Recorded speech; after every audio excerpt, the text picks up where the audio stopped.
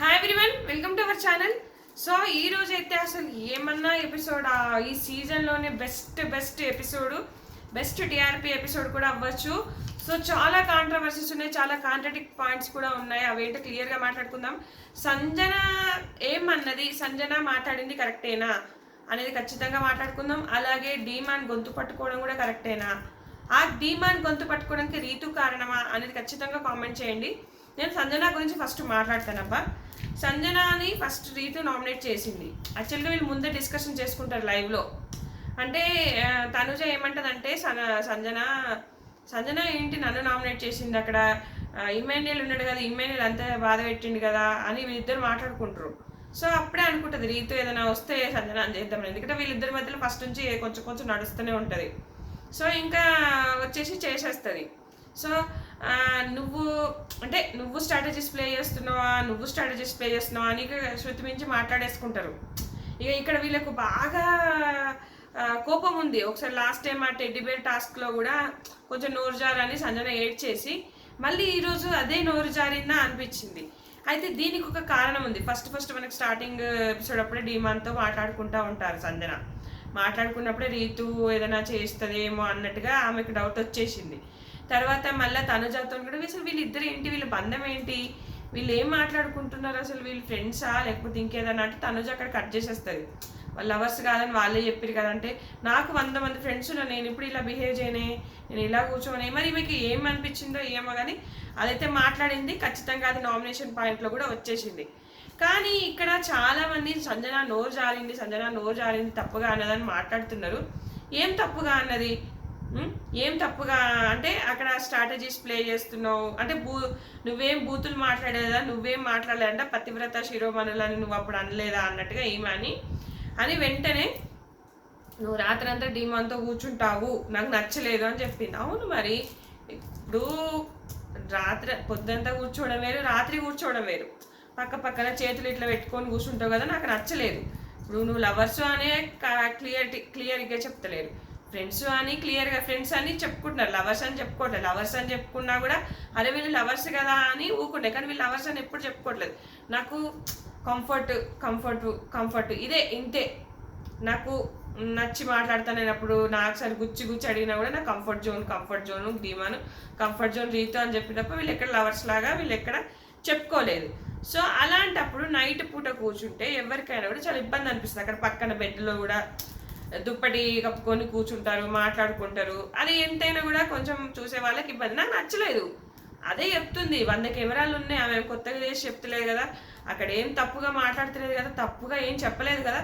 రాత్రంతా కూర్చుంటావు, ఇట్లా చేతిలో చేతి వేసుకొని కూర్చుంటావు, అది నాకు నచ్చట్లేదు అంతే, అదే చెప్పింది ఆమె. దాన్ని ఎందుకు ఇంత తప్పు పడుతున్నారు? క్యారెక్టర్ అసాసినేట్ చేసింది, క్యారెక్టర్ మీద కొట్టింది, క్యారెక్టర్ ఇచ్చేసింది. క్యారెక్టర్ అది చూసే దృష్టిని బట్టి ఉంటుంది, వినే దృష్టిని బట్టి ఉంటుంది. అబ్బా నేను అదే చెప్తా, 100% అదే చెప్తా. నాకు అనిపించిన దాని ప్రకారం కూడా ఇప్పుడు వాళ్ళ మదర్ వచ్చి చెప్పారు, అది మనకు అనవసరం, మన పర్సనల్ థింగ్స్ మనకు అనవసరం, బయట దాని గురించి కాదు. సో నాకు ఇబ్బందిగా ఉంది, నాకు నచ్చట్లేదు. ఒకవేళ మీరు ఇప్పుడు అక్కడ స్ట్రాటజీస్ అనే ముచ్చట వచ్చింది, మీరు ఇద్దరు కోసం స్ట్రాటజీస్ ప్లే చేస్తున్నారేమో అన్న మాట కూడా తీసుకోవచ్చు కదా, ఏదైనా తీసుకోవచ్చు. సో నోరు జారిందా, అక్కడ ఇమ్మేనంటే నోరు జారినమ్మా తప్పు, నాకు నచ్చట్లేదు అని చెప్తారు. కానీ అక్కడ దివ్య బాగా చెప్తుంది, బాండింగ్ నచ్చట్లేదని చెప్పండి, కానీ ఇవంతా ఎందుకు వేరేలాగెళ్తుంది. ఇప్పుడు ఒక్కొక్క దృష్టిలో చూడవచ్చు, కానీ అక్కడైతే నాకు ఎందుకో అనిపించింది ఆమెకు నచ్చలేదని చెప్పింది. సో ఆమె ఏం సృష్టించి చెప్పలేదు కదా, ఆమె అక్కడ చెయ్యంది చెప్పట్లేదు కదా. ఇప్పుడు కెమెరాలు కూడా ఉన్నాయి కదా, చాలామంది చూస్తున్నారు కదా. ఇప్పుడు ఆ రోజు కళ్యాణ్ వచ్చి మాట్లాడినప్పుడు కూడా చూసిండ్రు కదా, కళ్యాణ్ ఉన్నప్పుడు కూడా వాళ్ళు మాట్లాడుకున్నారు కదా. కళ్యాణ్ రాగానే డిమాండ్ కోపం వచ్చింది కదా, పొసెసివ్గా ఫీల్ అయ్యింది కదా. ఒక లవర్ కాబట్టి పొసెసివ్గా ఫీల్ అయినట్టుగా ఉందా లేదా, అక్కడ ఏదైనా ఉంది. సో సంథింగ్ వాళ్ళు చేతిలో చేతి వేసి మాట్లాడుకోవడం కానీ, ఎప్పుడైనా కూడా పొద్దుంతా మాట్లాడుకున్నా పట్టించుకోరు, కానీ నైట్ పూట మాట్లాడుకుంటే అది కొంచెం అది తప్పుగా చెప్పట్లేదు. ఏదైనా కానీ ఆమెకు నచ్చినట్టుగా టు బి ఫ్రాంక్ చెప్పేసింది. సో అందులో సంజనాన్ని తప్పు పట్టడానికంటే నోరు జారింది అని చాలామంది చాలా రకాలు నాకైతే అనిపించింది, నేను చెప్తున్నాను, నాకు అంతా అనిపించట్లేదు. సో వాళ్ళు సినీ ఫీల్డ్లో ఉన్నవాళ్ళు ఇవన్నీ కామన్. సో 100 కెమెరాలు చూస్తున్నాయని రీతుకు తెలియదా, 100 కెమెరాలు చూస్తున్నాయని డీమాన్కి తెలియదా? వాళ్ళు చూస్తున్నారని తెలిసి ప్రతి నైటు ప్రతి పొద్దున ప్రతిదీ కెమెరాలకు వచ్చేస్తుంది. ప్రతిదీ వాళ్ళు మాట్లాడుకునేది కూడా ఒక్కోసారి కట్ చేస్తూ ఉంటాడు. అందరికీ తెలిసిన విషయమే కదా, అదే చెప్పింది, తెలిసిన విషయమే చెప్పింది.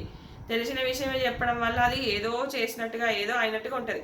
వాళ్ళకేం తెలియకనా చేస్తలేరు, తెలిసా చేస్తలేరు, అన్నీ తెలిసే చేస్తున్నారు కదా, వాళ్ళేం చిన్నపిల్లలు కాదు కదా, అదే చెప్పింది అంతే. ఇంకొకటి ఇంకా కళ్యాణ్ అండ్ డీమాను రీతు వీళ్ళ లొల్లి చెప్తా.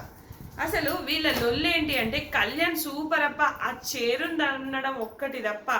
ఎందుకంటే లాస్ట్ టైం ఆ ప్రాపర్టీస్ని అప్పుడు సుమన్ అన్న సంజన ఆడిన టాస్క్లో అప్పుడు తన్నాడు ప్రాపర్టీస్ని తన్నది బిగ్ బాస్ ప్రాపర్టీస్ని. అలాగే ఈరోజు చేరుని కూడా తన్నాడు, కోపం వచ్చింది, బాగా కోపం వచ్చింది, తన్నేశాడు. స్పీక్లోకి వెళ్ళిపోయింది కళ్యాణ్కి. ఎందుకు కోపం వచ్చిందంటే కళ్యాణ్ అసలు మిస్టేకే లేదబ్బా, ఒక్క మిస్టేక్ కూడా లేదా చేరుంది అనడం తప్ప. కరెక్ట్గా మాట్లాడాడు, కరెక్ట్గా డిఫెండ్ చేసుకున్నాడు. ఈ రీతు ఎందుకు మధ్యలోకి వస్తుంది అబ్బా అక్కడ డీమాన్తో మాట్లాడుకుంటుంటే? మరి నిజమే కదా, డీమాను గివప్ చేశాడు కదా, ఇంకా గివప్ చేసింది కాక ఇమ్ము నువ్వు నాకు సపోర్ట్ చేయలేదని చెప్పడం ఏంది? నువ్వు ఫస్ట్ 2 పాయింట్లు చెప్పినావు, రెబల్ అప్పుడు నన్ను ఇట్లా చేసినావు, 4th వీక్లో నన్ను ఇట్లా చేసినావు, అవి ఓకే. ఇప్పుడు నాకు సపోర్ట్ చేయలేదు అంటే ఆయన రెడ్ టీము, నువ్వు బ్లూ టీమ్, నువ్వు ఎట్లా డీల్ చేసుకుంటావు? కళ్యాణ్కి అదే కోపం వచ్చింది. నువ్వు డీల్ చేసుకున్న విషయం నాకు చెప్పలేదు కదా, నేను పిచ్చోని లెక్క బ్లూ టీం కోసం పోరాడుతున్నా, బ్లూ టీం కోసం నేను చేస్తున్నా, నువ్వు డీల్ చేసుకొని నన్ను పిచ్చోని చేస్తున్నావు, అంతే కదా, పిచ్చోని చేసినట్టే కదా. అప్పుడు కూడా శ్రీజ ఉన్నప్పుడు కూడా క్యాప్టెన్సీ కంటెండర్ నుంచి అక్కడ రాము రాథోడు, ఇమాన్యుయల్ వీళ్ళందరూ ఉన్నప్పుడు కూడా కావాలని కళ్యాణ్ని తీసేసిరు, అప్పుడు మోసం చేసిరు. ఇప్పుడు కూడా అదే విధంగా నువ్వు రీతు అంటది, నువ్వు సపోర్ట్ చేస్తా అన్నావు కదా, నువ్వు వెళ్ళిపో అంటదట కళ్యాణి. ఫస్ట్ తన గేమ్ తను ఆడుకోవాలి కదా, తన గేమ్ తను ఆడుకున్నాక తను గెలవలేనప్పుడు అంటే తను ఏదైనా రీజన్ కారణంగా టీంలో నుంచి వెళ్ళిపోయినప్పుడు రీతుకు సపోర్ట్ చేస్తాడు. అంతేగాని ఫస్ట్ నాకు సపోర్ట్ చేయండి ఎట్లా సపోర్ట్ చేస్తాడు? ఆయన అదే కదా, మన తనుజ కోసం ఓడిపోలేదా కళ్యాణ్ అంటారు. తనుజ కోసం ఎప్పుడు ఓడిపోలే కళ్యాణ్, తన గేమ్ తను ఆడిండు. ఆ రోజు కూడా ఆ టాస్క్లో ఫుల్ ఎఫర్ట్స్ పెట్టిండు, లక్కీగా అది కలవలే, ఆమె కలిసినాయి, ఆ కలర్స్ విన్ అయింది. అక్కడ గివప్ ఇవ్వలేదే కళ్యాణ్. ఇక్కడ అదే అంటున్నాడు, డీమాన్ నువ్వు ఫస్ట్ నుంచి 7 వారాల నుంచి నీకు క్యాప్టెన్సీ కంటెండర్షిప్ రాలేదు అని చెప్తున్నావు. రానప్పుడు ఒక ఆపర్చునిటీ వచ్చింది, కళ్యాణ్ కూడా నువ్వు నామినేట్ చేసినావు. ఎందుకు చేసినావు? నన్ను కంటెండర్షిప్లో నుంచి తీసేయనీకి తనుజాకు సపోర్ట్ చేసిందని తీసేసినావు. మరి నువ్వు గేమ్లోకి వచ్చినాక నువ్వెందుకు గివప్ ఇచ్చినావు? అంత ఈజీగా నవ్వుకుంటే ఎందుకు వచ్చినావు? అదే పాయింట్ మాట్లాడుతున్నాడు.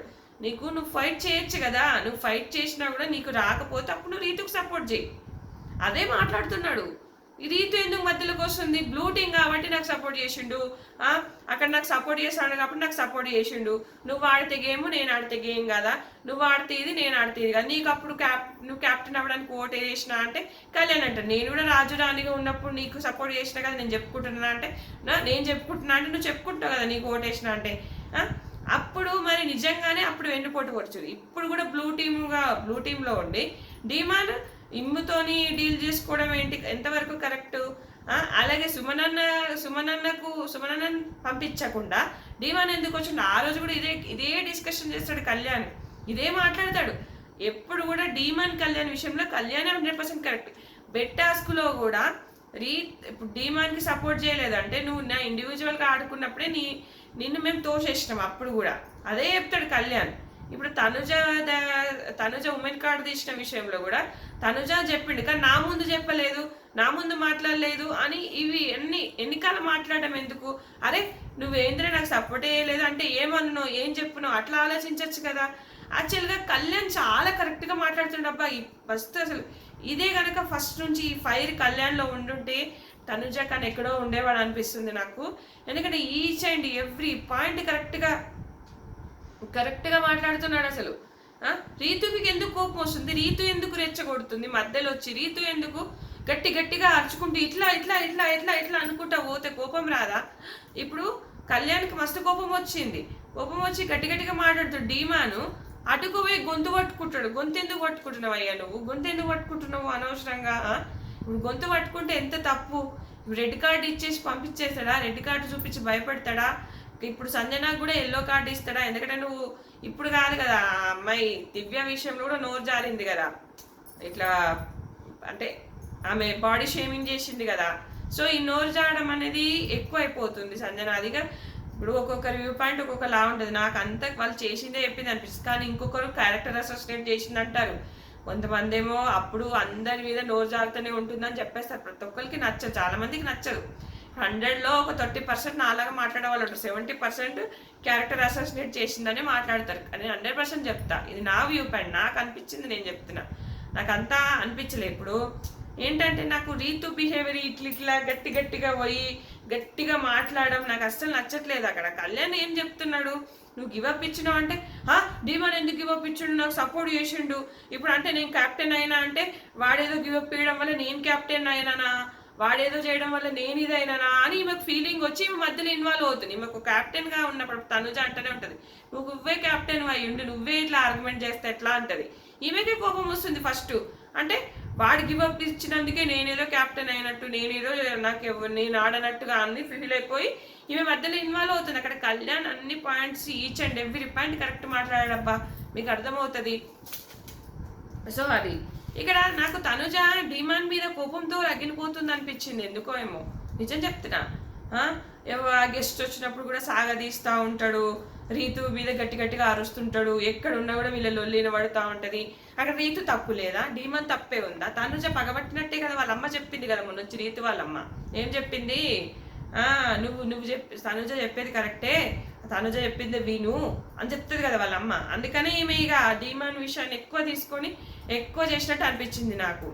ఇక దివ్య భరణి గారి విషయంలో ఇంకేంటంటే, నువ్వు మంచిదానివే, నువ్వు నీ మంచితనము నీ వాయిస్ వల్ల పోతుంది. అంటే నువ్వు గట్టిగా కమాండింగ్ చేయడం వల్ల. మా గురువు గారు వచ్చి చెప్పింది అదే, మా గురువు గారు వచ్చి డాగబాబు చెప్పింది, నీ మీద ఎవరైతే వాయిస్ చేస్తున్నారో వాళ్ళని నువ్వు కంట్రోల్ చేయాలని అన్నాడు. కానీ అక్కడ దివ్యనే కాదు కదా, తనుజ కూడా చేసింది కదా. అందుకే ఇద్దరు ఇటోగలు అటోగలు చేసిండు. పాపం దివ్య చాలా బాధ అనిపించింది. దివ్య డల్ అయిపోయింది. దివ్యను ఉంచితే ఆయనతో ప్యాచప్ అయిపోయారు ఇద్దరు. దివ్య ఏదో చేస్తుంది, ఏదో సాధిస్తుంది, నువ్వు ఎలిమినేషన్ పెడితే ఆయనతో ఇద్దరిని ప్యాచప్ అయిపోయారు. అయిపోయి బుట్లో పడేసుకునే తనుజ. ఈమె కూడా నేను ఎలాగో పోయేదాన్ని, నేనేం నామినేట్ చేయాలి, ఏం చేయాలని సపరేట్గా ఈమె కూడా ప్యాచప్ అయింది. నాకు అదొక్కటే నచ్చలేదు, నేను ఆయనకు నచ్చకుండా కూడా వెంట పడుతున్నా అంటారు కదా, నాకు అదొక్కటే నచ్చట్లేదు, అది నేను పర్సనల్గా ట్రిగ్గర్ అయ్యా అని చెప్పేసి ఫీల్ అయిపోతుంది. ఈ ఏడికి వచ్చింది చూడు కథ. ఇక ఇమాన్యుయల్ అబ్బా వరస్ట్ అబ్బా, నాకు కొంచెం గట్టిగా మాట్లాడచ్చు కదా. ఒకటే పాయింట్, నేను క్యాప్టెన్ని త్యాగం చేశాను అన్నావు, అది నాకు నచ్చలేదు, అది సర్కాస్టిక్గా అన్నావు, నాకు నచ్చలేదు అంటే అయిపోయింది. నువ్వు మళ్ళీ క్యాప్టెన్ అయితే కూడా త్యాగం చేస్తావేమో అని అన్నావు అంటే ఆ మాట తనుజ అనలేదు. ఇక్కడ అట్టర్ ఫ్లాప్. కొన్ని ఇట్లా చెప్పేది ఉండే, నువ్వు డీమాన్ తోయకముందే తోసినాను ఎట్లా అనుకున్నావు, నన్ను కూడా నువ్వు క్యాప్టెన్ అయితే త్యాగం చేస్తావు, ఏందేందో అనడం నాకు నచ్చలేదు అని కొంచెం ఇట్లా కాంట్రాడిక్ట్గా కొంచెం వెరైటీగా మాట్లాడినా అయిపోయి ఇక్కడ మేము కొంచెం ఇదైపోయినట్టు అనిపించింది. సుమన్ అన్న మాత్రం సూపర్గా మాట్లాడాడు. కాకపోతే మళ్ళా యాక్చువల్గా సుమన్ అన్నకి హెల్ప్ చేసింది తనుజ, కానీ కొంచెం సుమన్ అన్న ఇంకా వేరే పాయింట్లు లేవు. సుమన్ అన్న అసలు నామినేషన్ చేయలేకపోతున్నాడు అబ్బా, 100% నామినేషన్ చేయలేకపోతున్నాడు అనిపించింది. సుమన్ అన్నని చూస్తే భయపడిపోతున్నాడు, అందుకే కళ్యాణ్ సుమన్ అన్న చేస్తాడు అనిపించింది. ఆయన ఇప్పటికీ నామినేషన్ అంటే క్లారిటీ లేదు, ఇప్పటికీ ఏదంటే లేదు. కానీ కళ్యాణ్ నామినేషన్ చేసినప్పుడు పాయింట్ బాగానే పెడుతున్నాడు, అల్కపుల్కోలని చేసినా కూడా ఆ పాయింట్ కరెక్టే ఉంటుంది, అది కొట్టిపారేయడానికి ఉండదు. అక్కడ కళ్యాణ్ నామినేషన్ పాయింట్ కొట్టిపారేయలేము, బాగానే మాట్లాడతాడు, బాగానే చెప్తాడు అనిపించింది నాకైతే. సో అక్కడ అదే క్లియర్గా చెప్పేస్తున్నాడు, ఆయనే భయపడుతున్నాడు, ఆయన ఇది చేస్తున్నాడు అని చెప్పేసి. ఇక ప్రైవేట్ నామినేషన్ అయితే ఇక మంచిగా ఒక్కొక్కరు చేసారు, కానీ ఎవరు చేసారో కూడా వీళ్ళకి అర్థం కాలేదు.